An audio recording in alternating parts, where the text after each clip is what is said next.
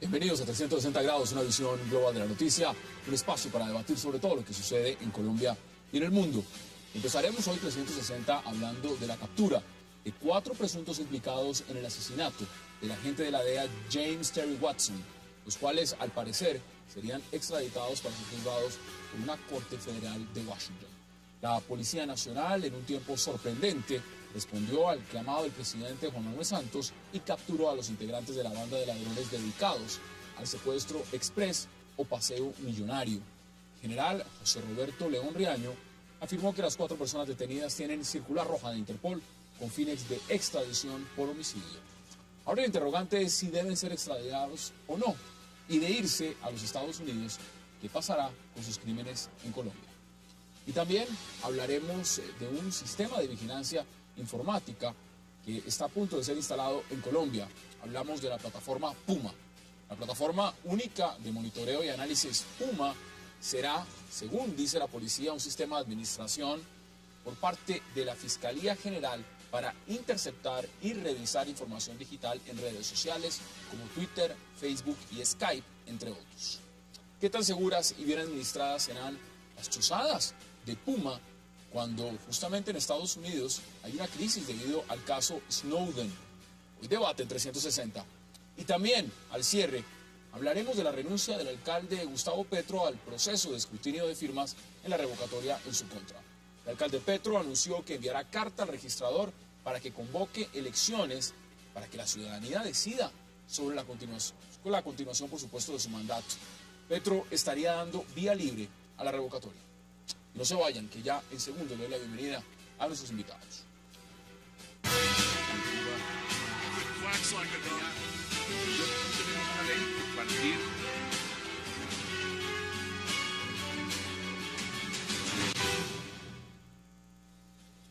Compra un Samsung Smart TV y regala a papá sus juguetes favoritos. Por cada 500.000 pesos tienes una boleta para participar en el sorteo de 4 Mini Cooper. Además, reclama una tarjeta Pareja Suerte con la que te podrás llevar más de 1.000 premios. Qué placer darle la bienvenida esta noche a 360 a Sandra Borda, a Jaime Caicedo, a Francisco Bernante y al general Jairo Delgado. Gracias por aceptar la invitación y qué gusto, de verdad, tenerlos esta noche en esta mesa. Muchas gracias. Bueno, vamos a empezar hablando sobre el tema puntual de lo que significó el terrible crimen, asesinato de este agente de la DEA y por supuesto la captura el día de hoy. Sandra, mire, 96 horas después del crimen de este agente de la DEA, se logró la captura de 4 implicados. ¿Cuánto tiempo se necesita o cuánto tiempo hubiera tomado las autoridades si hubiera sido un colombiano a pie?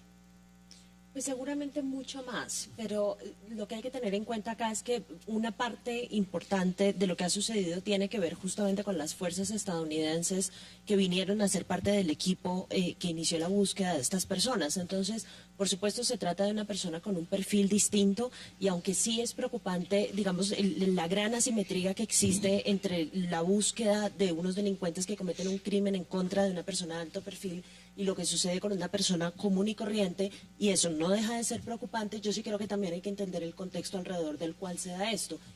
Inicialmente no sabíamos qué tipo de estadounidense era el que estábamos hablando y resulta ser una persona clave, por supuesto, de la DEA en Colombia. Entonces esto es de gran preocupación, no solamente para el gobierno estadounidense, sino para el gobierno colombiano, que entre otras está vendiendo la idea de que este es un país ya seguro y para atraer inversión extranjera. Luego la preocupación es legítima. General, ¿usted cómo lo ve? No, yo pienso que sí hay, digamos, una buena capacidad de respuesta institucional y eso demuestra, digamos, que efectivamente hay un proceso de modernización, de mejoramiento de las condiciones investigativas y de la capacidad de respuesta. Lo que de pronto llamaría la atención es que es vista como excepcional o coyuntural. ¿No lo lo que es? hoy se quiere frente digamos, al tema de seguridad ciudadana es que sea una capacidad sostenida. Por eso uno pensaría hoy que es un hecho que pone en evidencia, digamos, hacia dónde se está transitando en este momento, digamos, en que nos estaríamos aproximando en lo que se quiere dominar como el posconflicto. Y es unas capacidades mucho más concentradas en atender aspectos de inseguridad ciudadana. Yo pienso, digamos, que la demostración que se hizo de esa respuesta institucional está demostrando que es posible cambiar de los objetivos de alto valor nacional a los objetivos de alto valor comunitario, que es lo que afecta al ciudadano en su día a día. Usted lo ve. Jaime, bienvenido. ¿Usted cómo lo percibe? Porque evidentemente esto no viene solo. Cuando se dio, por supuesto, este terrible acto, el presidente Juan Manuel Santos salió a los medios y regañó al director de la policía. Prácticamente les dijo, eso no puede pasar. ¿Cómo lo analiza usted?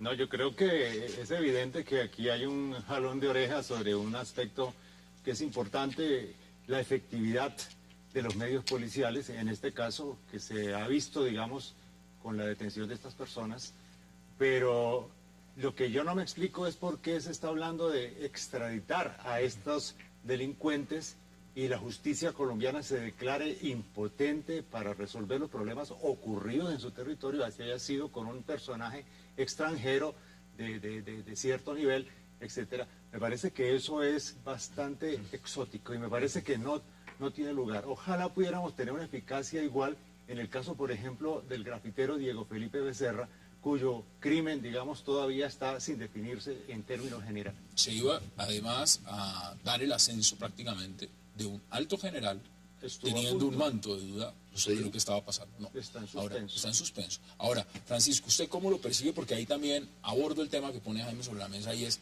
el tema de la extradición. Evidentemente, la rapidez de cómo ha actuado la policía acá, ¿eso es excepcional? ¿O pasa únicamente en estos casos? ¿No pasa con un ciudadano colombiano a pie que le ha pasado lo mismo? ¿Y cómo ve el tema de la extradición? Bueno, nuevamente con las buenas noches. Lo primero es evidente que con el ciudadano de a pie esto no sucede. El ciudadano de a pie tendrá que ver cómo en el 99.9% de los casos estos hechos no se esclarecen. Y si hay que hacer un llamado de atención, porque la sensación que nos queda a los colombianos hoy en día, creo yo que se concreta en dos fases. Lo primero es que sí es posible esclarecer un delito como estos. Usted vio todo el despliegue tecnológico que ya existe. Pero mire ¿Por lo que qué dice esos Sandra. esfuerzos? Claro, pero la invitación es a que esos esfuerzos también se apliquen respecto de las personas del común. Lo segundo es que pareciera, por lo que se ha publicado y lo que se ha dicho, que el fenómeno del paseo millonario en ciertas zonas está debidamente documentado, estudiado. ¿Por qué no se aplican medidas preventivas? Lugares donde las personas puedan tomar un taxi seguro. Situaciones como esas, o sea, pareciera que vamos en una cadena donde no aprendemos de los errores del pasado a efectos de prevenir el fenómeno criminal. Ahora, sobre la solicitud de extradición, pues yo sí creo que era un escenario previsible. Yo creo que lo primero en lo que pensamos todos al oír de quién se trataba el personaje era No va a que pedir esto una iba a corte federal, suceder, sí. claro, era que esto iba a suceder. Y digamos, una cosa puede ser el debate ético, el debate sobre nuestra soberanía como país o nuestra soberanía de nuestra justicia, pero también hay que reconocer que este es un ciudadano importante para el gobierno de los Estados Unidos, que seguramente tiene un fuero a la luz de la legislación norteamericana que le faculta para pedir la extradición. Ya otra cosa es que nuestro Estado la conceda, pero lo que ha pasado hasta hoy es que Estados Unidos la ha pedido y eso es totalmente legítimo. Veamos declaraciones del general León Reaño y volvemos a la mesa de debate.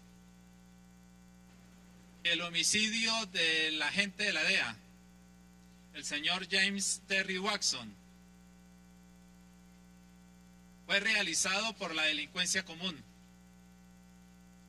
No fue producto de alguna retaliación o algo relacionado con el desempeño de sus funciones. Se ha realizado la captura de los 4 principales autores de este homicidio y de este hecho delictivo. Un trabajo coordinado con el CTI, con la Fiscalía General de la Nación. Sandra, aquí se movió todo el mundo. Es decir, aquí no escatimaron fiscalía, policía, inteligencia de Estados Unidos, todo el mundo, 96 horas. Así es, pues es que recuerda que estamos tratando de vender la idea de la prosperidad y la idea del posconflicto, como decía el general, y la idea de un país, de una Colombia nueva, como lo sugiere la diplomacia ¿es real? nuestra. No, pero yo creo que, digamos, no, claramente no lo es, pero es legítimo el intento que tiene el gobierno de presentar a Colombia ante la comunidad internacional como un país que ha superado, digamos, problemas de seguridad serios. Y esto, por supuesto, en ese proceso de vender esa imagen es un retroceso serio. Pero yo quería referirme a la discusión sobre la extradición porque Yo siento que esa discusión sobre la soberanía y la extradición es la punta del iceberg de una discusión que tiene que ser un poco más profunda, que tiene que ver, por ejemplo, con la presencia de funcionarios de la DEA en Colombia. Es muy poca la información. Yo creo que muchos de nosotros ni siquiera sabíamos que había una oficina en Cartagena de la DEA. No sabemos cuántos son, ¿Cómo operan? qué es lo que están haciendo, qué tipo de reglas del juego son las que cobijan su comportamiento. O sea, en si Colombia. tienen inmunidad, por ejemplo. Exacto. Entonces, yo creo que hubo un momento en la historia de este país en el que la guerra contra el narcotráfico y demás nos obligó a tomar medidas excepcionales para, digamos, legitimar el papel de Estados Unidos y de la DEA en la guerra contra las drogas, pero si vamos a vender la historia de que el problema de seguridad está superado y de que la cuestión de la guerra contra las drogas es más o menos un éxito, pues también empecemos a revisar los términos de referencia de la presencia de Estados Unidos en Colombia. ¿Usted cree que en este caso puntual, esto es un crimen cometido por colombianos en Colombia? Estos hombres, evidentemente, pues los Estados Unidos, al ser la víctima, un ciudadano norteamericano, pues van a pedirlos en extradición. ¿Pero usted cree que deben ser juzgados en Colombia o deben ser enviados a los Estados Unidos que respondan? La pregunta es justamente si las circunstancias que nos obligaron a firmar un tratado de extradición permanecen o han cambiado. Es el Poder Judicial y son los jueces hoy unos actores más fuertes, son unas instituciones más en capacidad, digamos, de brindar justicia en casos como este. Si la respuesta es sí, definitivamente deberían ser juzgados acá. Francisco, ¿cuánto podrían pagar estas personas de cárcel de ser hallados culpables y condenados en Colombia por este caso? O sea, veámoslo en números, vamos realistas. Bueno, es un homicidio agravado, ¿cierto? Al ser un homicidio agravado, la condena puede llegar hasta los 50 años porque además va a concursar con secuestro. Entonces, aquí hay un primer punto. El secuestro tiene 60 años de cárcel y el homicidio otro tanto. En cualquier país del mundo eso da 120 años. En Colombia eso da 60. En Colombia, a partir del tercero, todo lo que usted haga viene gratis. De esos 60 años, usted solamente va a cumplir las 2/3 partes, porque a las 2/3 tiene derecho a su libertad. Entonces, de 60 ya vamos en 40. Pero cuando usted haya cumplido la mitad, ya puede cumplirla en su casa. Entonces, vamos en 30. Por cada 2 días de estudio de trabajo, usted va redimiendo 1. Vamos en 15. Es decir, yo le apuesto una condena de unos 11 años. 11 años. Es decir, estos señores, que no es la primera vez que habrán hecho esto, y seguramente si ahondan en las investigaciones, este no será el único de pronto que asesinaron, podrían terminar pagando en Colombia 11 años. Sí, en Estados Unidos, estos señores, de ser encontrados culpables, ¿cuánto terminarían pagando? 10 cadenas perpetuas. 10 cadenas perpetuas. De todo. Bueno. Depende del Estado. Eso no es una regla general a nivel federal. Eso depende del Estado donde sean juzgados. Digamos, Hagamos de cuenta que es en Washington. Es un homicidio en primer Pues, grado, es un la homicidio premeditado. cuestión puede pasar de que les dicten pena de muerte a que les dicten Esas- una pena similar perfecto. a la que les dictarían acá. O sea, eso cambia en todos los estados. Pero, Luego, hay esa imposibilidad. pero la de una muerte de generalización. un agente federal, en este caso, es un crimen federal. Ahora, no yo se les ríe por pregunto, los Estados vámonos a los Unidos. escenarios. Lo ideal no es estar en lo hipotético, pero veamos los escenarios. Usted es penalista, usted conoce muy bien el tema. De pagar 11 años de cárcel en Colombia y de pagar cadena perpetua en los Estados Unidos, ¿dónde hay más justicia? Se lo pregunto a usted, como abogado penalista. ¿Dónde se está ejerciendo justicia? ¿En los Estados Unidos o acá? Porque en 11 años el señor puede volver a salir a hacer lo mismo, con otro. Sí, claro. Sí, digamos, O sea, son dos carecemos de visiones. justicia y seamos pragmáticos en el tema. ¿Hay justicia realmente en Colombia Lo que pasa para es que- estos casos? Lo que pasa es que son dos enfoques diferentes. El americano es un enfoque retributivo. Eso de 30 cadenas perpetuas es tan absurdo como lo otro. Si usted me pregunta por el carácter estrictamente de la pena, yo diría que aquí hay más justicia. Parece más justo 11 años y que la persona tenga una segunda oportunidad a 3 cadenas perpetuas. ¿Cómo lo ve, general? Yo pensaría dos cosas. Primero, digamos, en relación con la presencia de la DEA en Colombia, digamos, es que no es nuevo. Nosotros llevamos más de 3 décadas de unos acuerdos de cooperación en lo que podríamos llamar frente a los 2 paradigmas que tal vez en las últimas 2 décadas siguen vigentes para los modelos de seguridad, que son el terrorismo y el narcotráfico. Frente a esos 2 paradigmas se han construido muchísimos acuerdos de cooperación de tipo bilateral y con los Estados Unidos también. Entonces yo pienso que ahí lo que hay, digamos, es una corresponsabilidad en cuanto a una situación de criminalidad que afecta a una persona que está bajo Ahora, muy una de acuerdo. cobertura, Bueno. a una cobertura, digamos, especial, una jurisdicción especial, y que realmente para eso es el recurso de la extradición. El recurso de la extradición se utiliza precisamente para que en ese ámbito de entendimiento bilateral de 2 países se den, digamos, ese tipo de decisiones. Dale. Y no, en ningún momento se está subestimando la capacidad de la justicia colombiana. Ya les voy a dar la palabra. Está Tengo que hacer la primera No. pausa y ya regresamos en 360.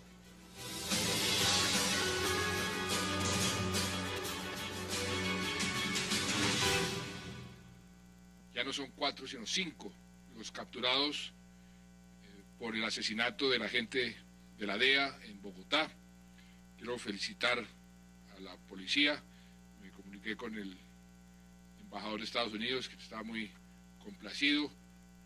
Se resolvió este caso relativamente rápido, pero también le repetí al general León, esta misma efectividad que se tuvo con el agente de la DEA, la quiero con los asesinos de colombianos. Regresamos al 360. Eso lo dijo el señor presidente Juan Manuel Santos hace poquito, pero eso no fue lo que dijo el primer día. El primer día fue un regaño. Y un regaño, claramente, qué pasaba con la imagen del país y que eso no podía pasar. ¿A usted cómo le pareció realmente eso? Mire, yo creo que la parte más preocupante fue la afirmación de acuerdo con la cual la estrategia de seguridad se encontraba en tela de juicio por este suceso. Y yo creo que eso sí manda un mensaje equívoco a la opinión pública. O sea, uno sí le da la sensación de que es un retroceso en la seguridad si se trata de un crimen en contra de una figura importante, pero si se trata de un crimen en contra del colombiano de a pie, no lo es. Y yo creo que esto ha debido obligar a un debate grande en términos de seguridad ciudadana en las ciudades importantes del país. Y al contrario, lo que estamos teniendo es digamos, una discusión súper limitada a nuestra relación con Estados Unidos, que por supuesto es tremendamente importante, pero esto debería obligarnos a reflexionar sobre nuestra propia situación un poco más y estar menos obsesionado con las implicaciones que esto tenga en términos de la relación bilateral. Y quería simplemente hacer referencia a algo que decía el general sobre la cuestión de la DEA. Yo creo que nosotros en Colombia nos hemos acostumbrado a que la presencia de agentes de la DEA y las reglas del juego sobre las cuales se da la cooperación con Estados Unidos son normales, ¿sí? Y que no existe ninguna razón para que sean distintas. México tiene un sistema supremamente transparente en el cual saben exactamente cuántos agentes de la DEA están autorizados para estar en el país, qué hacen, los tienen ubicados y las reglas del juego son muy claras frente a esto, son transparentes. Entonces, esto puede ser una coyuntura perfecta para empezar a discutir otra vez eso y delimitar los términos. El segundo tema que tenemos ahora, pero me más adelante, parecería de punto de la reflexión que hace la doctora Sandra Borda, que es que Colombia es un país en conflicto armado interno, distinto a México. En Colombia, cualquier visibilidad que usted tenga de una persona que tenga un apellido como Watson o todo, lo vuelve un objetivo. Inmediatamente un objetivo militar. Y así tenga la apariencia, puede ser colombiano, pero con una apariencia nórdica, entonces ya también... Entonces yo pienso que, digamos, es distinto. Digamos muy bien lo de México, pero Colombia es un país en un conflicto ¿Cómo ve usted, armado general, interno, y ya le quiero preguntar siglo. también a Jaime, ¿cómo ve usted el tema de seguridad? El tema de seguridad en el país en ese momento. ¿Se está retrocediendo o está mejorando o sigue igual? Yo pensaría que, digamos, uno lo que tendría que mirar en seguridad ciudadana es que hoy no es suficiente lo que yo llamaría el macroindicador. Es decir, un comportamiento de reducción en Colombia del homicidio no es suficiente, digamos, para satisfacer unos interrogantes y unas necesidades de seguridad. Hoy la seguridad ciudadana casi que se remite al día a día. Y si ese día sucede un crimen como el que pasa ahora, eso realmente, digamos, genera una reacción de las ¿Sabe por qué se lo características? pregunto? Porque mire, en este momento tengo aquí declaraciones del general León Reaño, hablándoles justamente a militares de la policía, altos generales y mandos, y mire lo que les dicen. Pónganle cuidado a la inteligencia y eviten los paros, porque miren, los paros van escalando, no hacen nada. Dice además, no hay que esperar de la mesa de diálogo. ¿Qué esperar? Se pueden dejar de bloqueos. Con razón la gente extraña mucho al expresidente Uribe.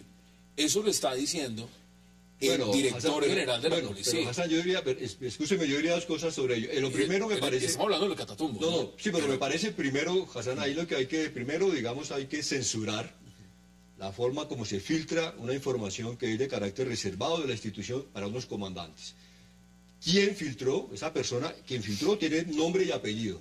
Esa persona con nombre y apellido que filtró la información lanzó una carga de profundidad contra el general León. Eso hay que tenerlo claro.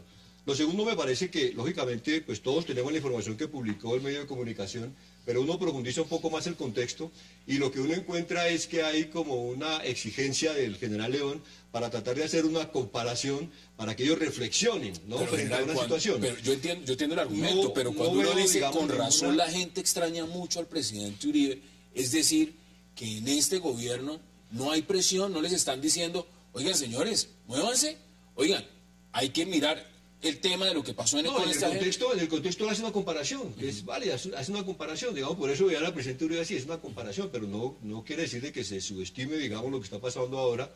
Yo pienso que el tema del Catatumbo es un tema demasiado puntual y es, digamos, ya está evidencia, el mismo general nos acaba de decir, digamos, hay una presión de las FARC muy clara y además comprensible.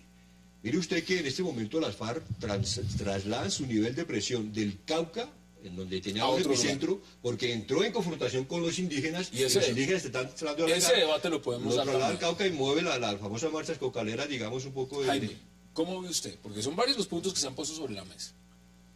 El tema de la seguridad tiene que mirarse, en mi opinión, desde el ángulo también de la situación económica, social del país y la situación del enorme desempleo. Seguimos liderando América Latina en materia de desempleo. ¿Estamos retrocediendo o estamos igual o estamos mejorando en seguridad? Yo creo que la seguridad no es que haya mejorado mucho. Hay algunos indicadores en Bogotá, pero este caso que estamos analizando del norteamericano es una señal muy negativa, digamos, en ese sentido. Pero hay algo más. En lo que decía Sandra, me parece que hay algo importante, es que nosotros no podemos estar supeditados a una superestructura jurídica externa en una relación con Estados Unidos que genere ambigüedades y situaciones que no tienen una visión clara de los compromisos y de las reglas en las cuales se mueven los distintos funcionarios. ¿Eso nos convierte, como dicen algunos, todavía como una especie de colonia? Es decir, que no tenemos soberanía sobre... Hay una subordinación en eso. El Plan Colombia, que sigue vigente y sigue jugando en relación incluso con la presencia de funcionarios de esta naturaleza, pues naturalmente entrega inmunidades, etcétera, desde el punto de vista de la legislación norteamericana, que son aplicables en Colombia mediante acuerdos y tratados que los gobiernos han venido haciendo, en violación, en mi opinión, de la soberanía de un Estado independiente como es Colombia. ¿Usted cree, porque tengo que dar las conclusiones de cada uno, Jaime, ¿usted cree que estos señores van a terminar siendo extraditados? ¿Usted lo ve así o usted cree que en el caso esto tendría que pasar, por supuesto, por altas cortes y por la firma del presidente, que se quedan acá? No, yo creo que seguramente los van a extraditar, pero eso no va a resolver el problema. ¿Cómo lo ve usted, Francisco? No, sin lugar a dudas, yo creo que los van a extraditar, pero yo quería decir una cosa, claro, naturalmente la colaboración que hay entre Estados Unidos y Colombia va mucho más allá del aspecto militar o de inteligencia. Digamos que, claro, desde el Plan Colombia, pero también los tratados de interdicción marítima, donde nosotros hemos reconocido que necesitamos de la colaboración de los Estados Unidos, por ejemplo, en justicia. Los recursos que inyectan los Estados Unidos en justicia son inmensos y en su gran mayoría muy bien utilizados por nuestro Estado en materia de capacitación y en materia de infraestructura. Yo creo que el debate de si estamos o no supeditados o subordinados, o si es un concepto clásico de soberanía, hay que reevaluarlo hacia un concepto de colaboración armónica, bueno, aquí... donde, pues, sin lugar a dudas, el beneficio para nosotros es mucho mayor que lo que, digamos, se pueda cuestionar, ¿no? Bueno, aquí en todo caso las felicitaciones van para la Policía Nacional, que dio con las capturas en un tiempo récord. Deme sus conclusiones, Sandra. No, simplemente nadie está diciendo no a la cooperación. La cooperación es un ejercicio internacional válido y, por supuesto, necesitamos y hemos solicitado la colaboración de Estados Unidos. Mi punto es simplemente que si estamos en la nueva Colombia, si esto es una coyuntura distinta a la de los 90s, podemos renegociar los términos de la relación con Estados Unidos. ¿Usted los ve extraditados? Sí, claro. Sí. General, deme sus conclusiones. No, yo pienso que los van a extraditar en aras, digamos, de ser respetuosos de unos acuerdos de cooperación y entendimiento bilateral. Y me parece también, digamos, que hay una lección de respuesta institucional, de capacidad institucional, que hay que reorientar, que hay que redireccionar, pero que sí existe, que es real, que se puede aplicar y que se va a aplicar, digamos, en los términos que el presidente Santos está exigiendo, que vaya a la comunidad, que vaya, digamos, al escenario, llamémoslo, criollo. Bueno, para todos los casos. Y ahí están las declaraciones de General Real. Vamos a la pausa, porque de regreso vamos a hablar de una plataforma. Y es una plataforma Puma, no tiene nada que ver con deporte. Ya regresamos.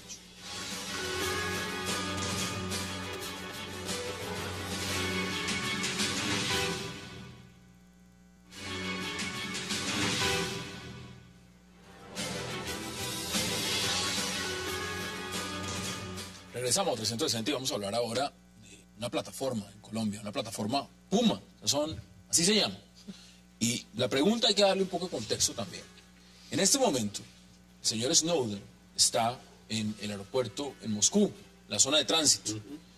Pasó de Hong Kong, está tratando de atravesar el mundo para llegar si se puede, si se lo permiten, a Ecuador, donde le quieren dar asilo, justamente por revelar que los Estados Unidos utilizaba una plataforma para espiar, interceptar redes sociales, correos electrónicos, todo tipo de cosas de lo que llamamos hoy en día tecnología inteligente. En Colombia se quiere implementar. ¿Usted cómo lo ve? ¿Cómo le parece esa iniciativa? A ver, yo creo que aquí están en juego las famosas leyes de inteligencia y contrainteligencia que han sido aprobadas por el Parlamento y que están pretendiendo, digamos, crear la idea de que la seguridad en el llamado postconflicto consiste en crear este sistema de control sobre los ciudadanos, en su intimidad, hasta el punto, pues, de generar una especie de estado de guerra en el posconflicto, y un estado policíaco en el posconflicto. A mí me parece que esto es algo que tiene que llamar la atención porque hay necesidad de... En el caso de Snowden, el caso de la red esta de PRISM, como que es el sistema que ellos tienen, ¿no es cierto? La denuncia que ha hecho es que no es con órdenes judiciales. No, al contrario, ellos lo pueden hacer al momento que quieran. Pero es más, forzando inclusive a las propias empresas, digamos, Google y todas estas otras. Facebook, Twitter, Google, en contra de su voluntad, claro, a tener que aceptar y someterse a las condiciones que impone el gobierno. Yo creo que esta es una crisis muy seria para el Estado norteamericano y me parece que el caso de Snowden se convierte en un elemento paradigmático en el plano mundial. ¿Qué pasa con las libertades individuales en las condiciones ¿Prima la libertad o prima la seguridad? ¿Y cómo ve usted si esto se llega a concretar y llevar la hoja de ruta en curso en Colombia? Yo pienso que nada justifica, ningún tipo de discurso justifica una intromisión sobre la libertad de los ciudadanos.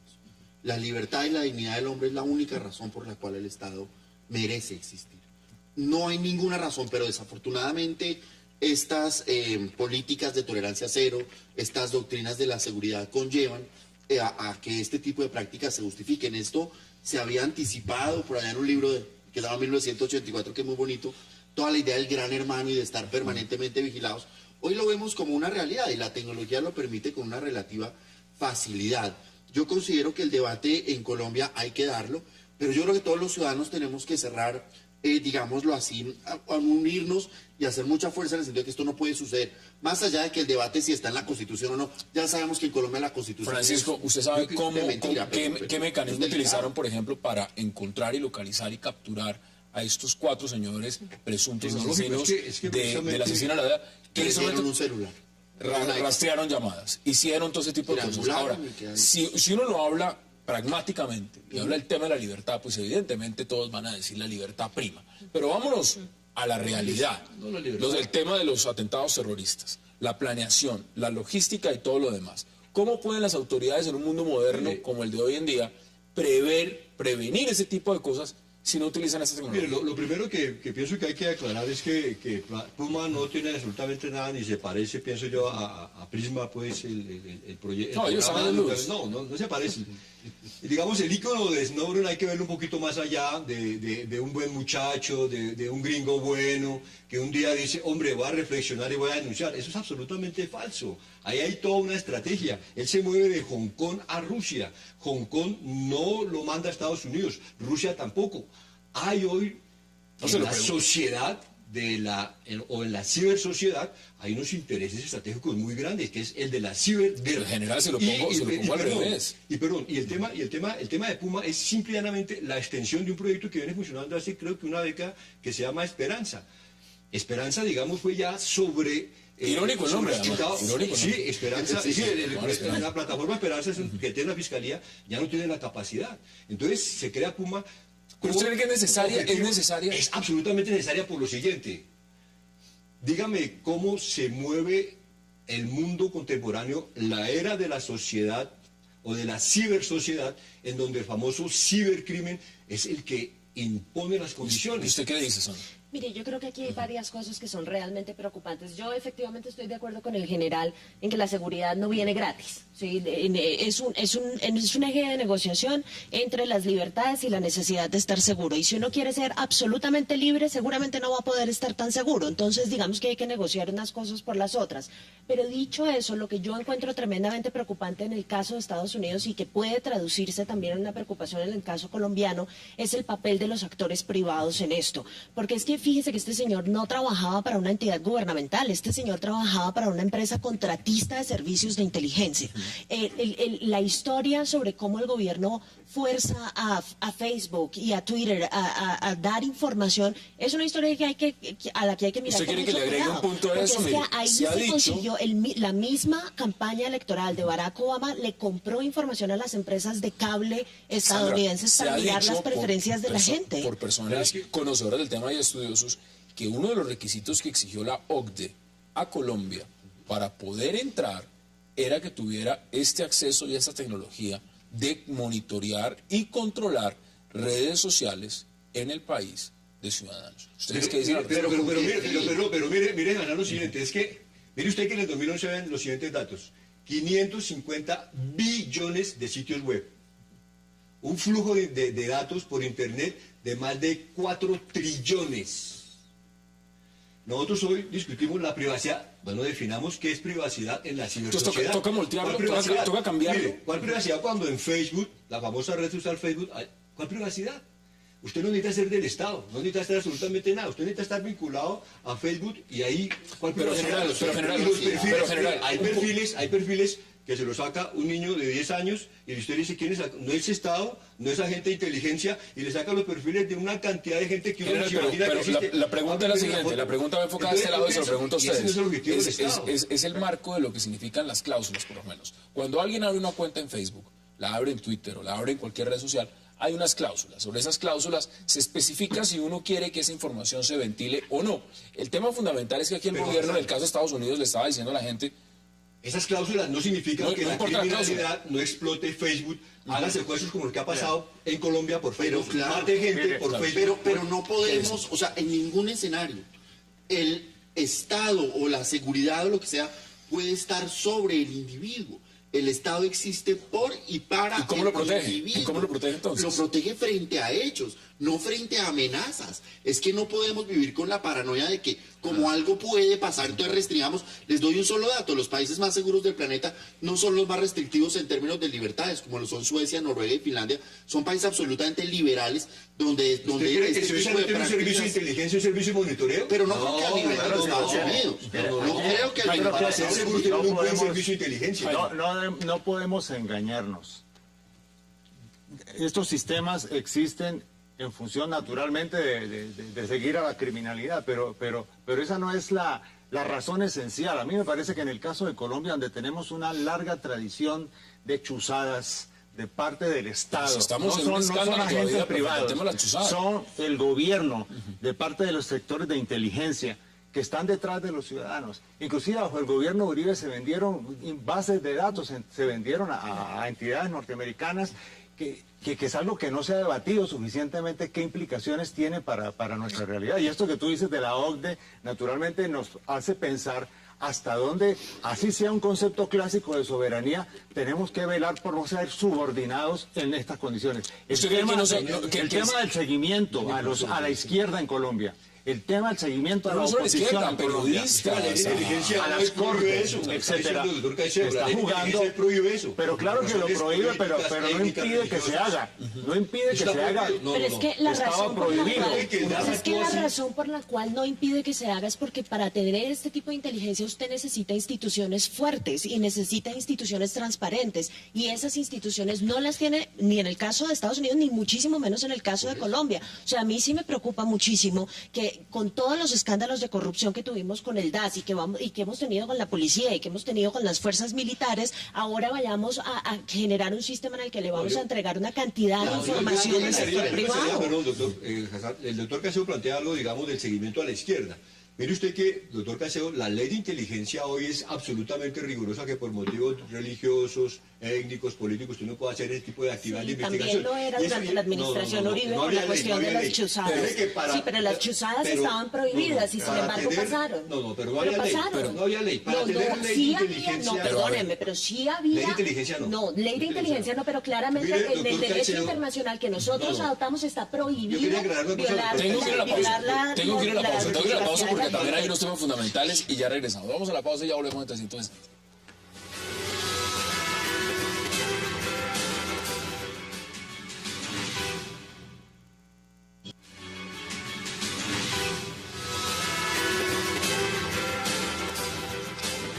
Regresamos a 360 grados y vamos a hacer contacto en este momento con el representante Iván Cepeda. Representante, gracias por acompañarnos, un verdadero placer. Buenas noches, es un gusto estar con ustedes. ¿Cómo ve usted el tema de esta plataforma? Claramente, el tema de la plataforma Puma y lo que eso puede significar si se llega a adoptar o no en el país. Bueno, no acabamos de salir del escándalo del DAS, de toda esa triste historia que terminó con la disolución de todo un departamento de seguridad en Colombia, luego de que se corroboró hasta la saciedad que miles de sus integrantes estaban comprometidos con operaciones de interceptación, seguimiento y persecución de personas prestantes en la sociedad colombiana. No se ha implementado debidamente la ley de inteligencia y contrainteligencia, no se han creado las instancias de control que prevé esta ley. La Policía Nacional está involucrada en infinidad de escándalos desde su más alto nivel. Y bueno, ha pasado todo eso y ya se está pensando en darle a la policía semejante posibilidad, que es la de escudriñar las comunicaciones de los ciudadanos en las redes sociales y en Internet. Yo considero que eso es inaudito. Usted ha hablado Y más de poner una denuncia frente al tema y le pregunto también porque aquí usted está en el Congreso y justamente los encargados de hacer control político en Colombia pues están en la Cámara y están en el Senado. ¿Ha fallado en ese sentido alguna comisión parlamentaria? ¿Qué es lo que usted va a instaurar frente a este proceso? Sí, lo que pasa es que una vez que se aprobó la ley de inteligencia, esa ley estatuyó la creación de una comisión parlamentaria que precisamente debe jugar el papel de control político, de seguimiento y de vigilancia desde el Parlamento a medidas como la que se está pensando tomar. Ahora, como la agenda del gobierno es otra, votar el fuero militar, hacer esta pseudo reforma a la salud, en fin, una serie de cosas que han dejado de lado esta prioridad de un tema esencial como es el crear mecanismos de control a la inteligencia, pues todavía no se ha estatuido esta comisión. Y yo lo que he dicho es que es necesario entrar a conformarla de manera urgente para que precisamente podamos debatir con toda la serenidad y con los argumentos necesarios el entregar facultades de esta naturaleza a la policía. Bueno, me parecía importante tener una de las voces que dice desde el Congreso en Colombia que no está de acuerdo con esta plataforma. Representante, como siempre, un verdadero placer y gracias por aceptar la invitación. Yo creo que... A usted, Hassan, muchas gracias, como siempre. Ahí está. Yo creo Hassan, que el honorable representante Cepeda, él mismo da la respuesta. Hay que implementar la ley. Por primera vez en la historia la ley contempla el control parlamentario para la inteligencia. Pero hay que aclararle a la opinión pública que es que Puma no es inteligencia. Puma está creada para luchar contra la criminalidad a través de procesos judiciales y órdenes judiciales. Sí, Usted lo ve y sí ha sido surge franco en eso, es decir, la necesidad. es necesario. Si surge la necesidad de que el menor A está amenazando al menor B por extorsión, como pasó hace poco que un menor... Créala que hay casos puntuales, veamos lo que está pasando irse con a esto. Facebook, pues el juez va a decir intercepte y controle esto. Pero es que eso ya se puede hacer por Entonces, autorización o lo hace Eso directamente la es, víctima. pero el tema de la Pero lo capacidad que- es que el tema de la capacidad está limitado con lo que No, tiene la pero- fiscalía. Eso es lo único que Mire, se va a hacer. cualquier poder tiene intrínseco la posibilidad de corromperse. A mayor poder, mayor posibilidad de corrupción. Mientras vayamos abriendo esos espacios, para vulnerar la intimidad de las personas. Mientras la seguridad siga siendo el recurso al que acudimos para restringir las esferas de actuación, el Estado seguirá cada vez más perdiendo su legitimidad frente a los ciudadanos. Ahora, tenga en cuenta que esto no es un asunto de ideología, porque hoy justamente estaba circulando en los medios de comunicación que el gobierno ecuatoriano va a adquirir también tecnología para interceptar comunicaciones en teléfonos celulares y mensajes de texto. Sandra. Entonces esto no es una cosa de los gobiernos de derecha, esto es simplemente o derecha o de centro, esto es simplemente un intento global de irrumpir en la vida privada de la gente, en el que la sociedad civil tiene que organizarse y evitarlo, porque si no vamos a terminar Son más invasor que los gobiernos de izquierda. Ahora, lo que pasaba en la cortina de hierro, no hay un escenario peor. Yo pensaría, digamos, ¿Cuál es el antecedente real? Y veámoslo en perspectiva, el antecedente real de lo que esto puede significar. Porque es que usted decía, general, que hay un conflicto interno, decía usted. Aquí estamos viendo enfrentamientos, matanzas de policías, secuestros, lo demás. Hay delincuencia común. Estábamos debatiendo sobre un tema de un paseo millonario que terminó en el asesinato brutal de un agente de la DEA. Si tuviéramos esta tecnología disponible, haga de cuenta la policía o las autoridades, ¿este tipo de actos se pueden evitar? Indudablemente, si uno mira, digamos, la manera como se han evitado atentados terroristas y acciones criminales en el país por la tecnología, es abrumador el resultado. Lo que pasa es que no trasciende a la opinión pública porque el conflicto armado interno, digamos, nos sesga a todos. Y a mí me parece, digamos, que Colombia no puede perder una oportunidad de que las redes sociales sean hoy invadidas en la cibersociedad por el cibercrimen y nosotros, digamos, tratando de mostrar un pseudo legalismo, entonces quedemos atrapados en una criminalidad agresiva, violenta, que utiliza las redes para secuestrar, para matar niños, para redes de pornografía infantil, es decir, para la peor criminalidad en ese momento. Se lo pongo fácil, los malos utilizan las redes y los buenos no las meten. Desarmemos al Estado, deme sus conclusiones. la capacidad del Estado de investigar el crimen. Hay dos cosas en esto. En primer lugar, que las redes sociales y todos estos mecanismos de internet, etcétera, etcétera, son herramientas muy importantes de la sociedad para su desarrollo, para su armonía, para su transformación, para su revolución, para sus cambios necesarios, ¿ya?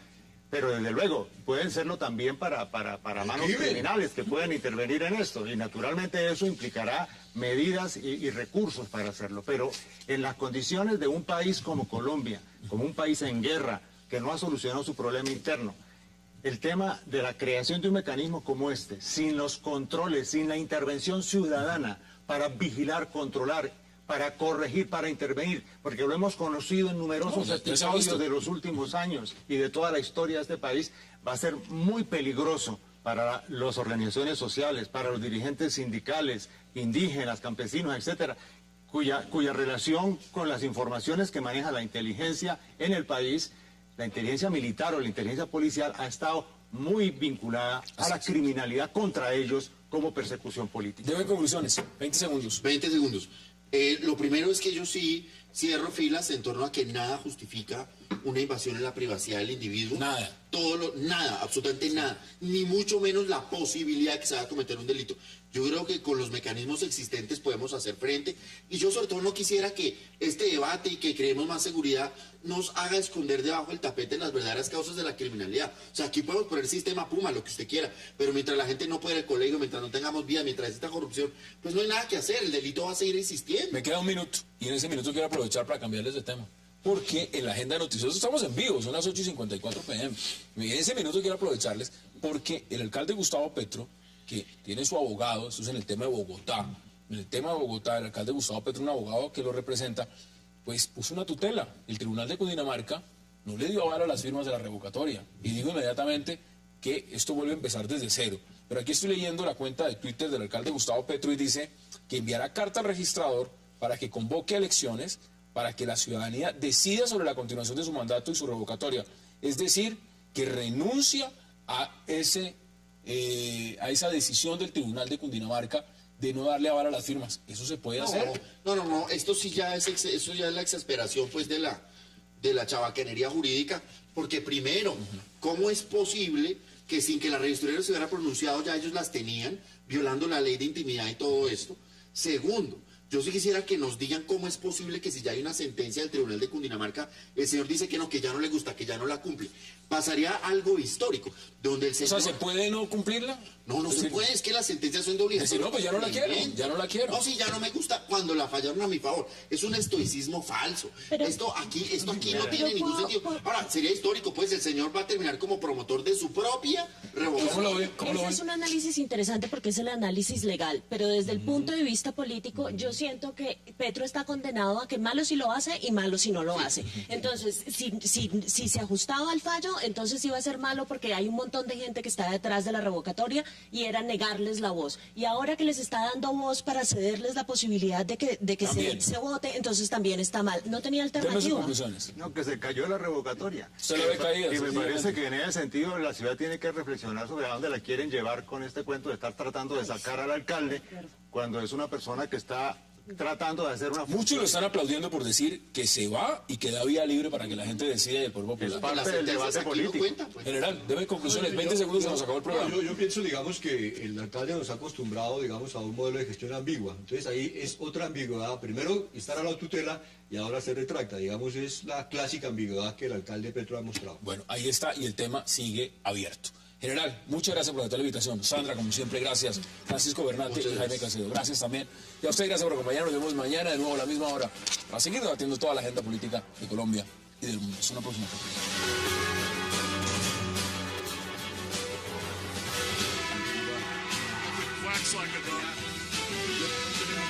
Compartir.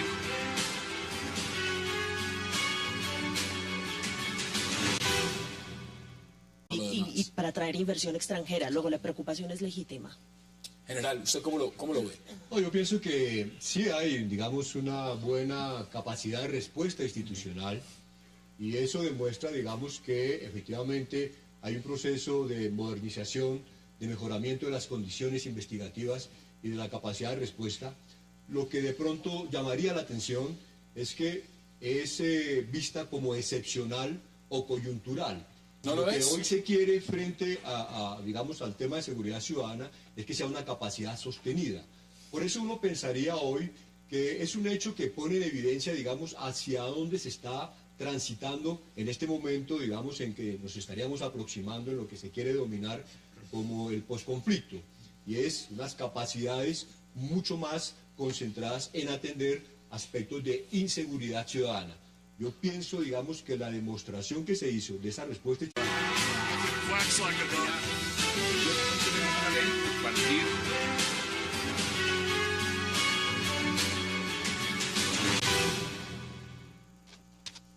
Bienvenidos a 360 grados, una visión global de la noticia, un espacio para debatir sobre todo lo que sucede en Colombia y en el mundo.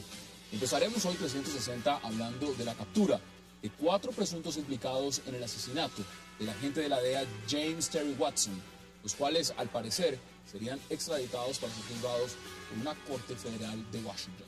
La Policía Nacional, en un tiempo sorprendente, respondió al clamado del presidente Juan Manuel Santos y capturó a los integrantes de la banda de ladrones dedicados al secuestro express o paseo millonario. General José Roberto León Riaño afirmó que las 4 personas detenidas tienen circular roja de Interpol con fines de extradición por homicidio.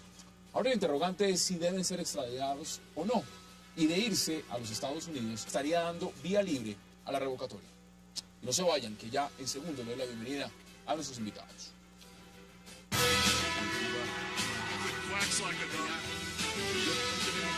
Compartir.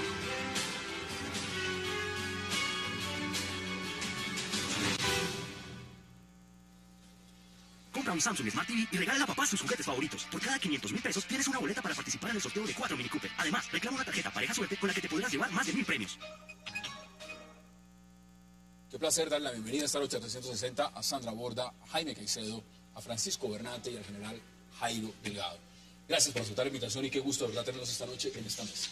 Muchas gracias. Bueno, vamos a empezar hablando sobre el tema puntual de lo que significó el terrible crimen, asesinato de este agente de la DEA y por supuesto la captura el día de hoy. Sandra, mire, 96 horas después del crimen de este agente de la DEA, se logró la captura de qué pasará con sus crímenes en Colombia. Y también hablaremos de un sistema de vigilancia informática que está a punto de ser instalado en Colombia. Hablamos de la plataforma Puma. La plataforma única de monitoreo y análisis Puma será, según dice la policía, un sistema de administración por parte de la Fiscalía General para interceptar y revisar información digital en redes sociales como Twitter, Facebook y Skype, entre otros. ¿Qué tan seguras y bien administradas serán las chuzadas de Puma cuando justamente en Estados Unidos hay una crisis debido al caso Snowden? Hoy debate en 360. Y también, al cierre, hablaremos de la renuncia del alcalde Gustavo Petro al proceso de escrutinio de firmas en la revocatoria en su contra. El alcalde Petro anunció que enviará carta al registrador para que convoque elecciones para que la ciudadanía decida sobre la continuación, por supuesto, de su mandato. Petro es 4 implicados. ¿Cuánto tiempo se necesita o cuánto tiempo hubiera tomado las autoridades si hubiera sido un colombiano a pie? Pues seguramente mucho más, pero lo que hay que tener en cuenta acá es que una parte importante de lo que ha sucedido tiene que ver justamente con las fuerzas estadounidenses que vinieron a ser parte del equipo que inició la búsqueda de estas personas. Entonces, por supuesto, se trata de una persona con un perfil distinto y aunque sí es preocupante, digamos, la gran asimetría que existe entre la búsqueda de unos delincuentes que cometen un crimen en contra de una persona de alto perfil y lo que sucede con una persona común y corriente, y eso no deja de ser preocupante, yo sí creo que también hay que entender el contexto alrededor del cual se da esto. Inicialmente no sabíamos qué tipo de estadounidense era el que estábamos hablando y resulta ser una persona clave, por supuesto, de la DEA en Colombia. Entonces, esto es de gran preocupación, no solamente para el gobierno estadounidense, sino para el gobierno colombiano, que entre otras está vendiendo la idea de que este es un país ya seguro.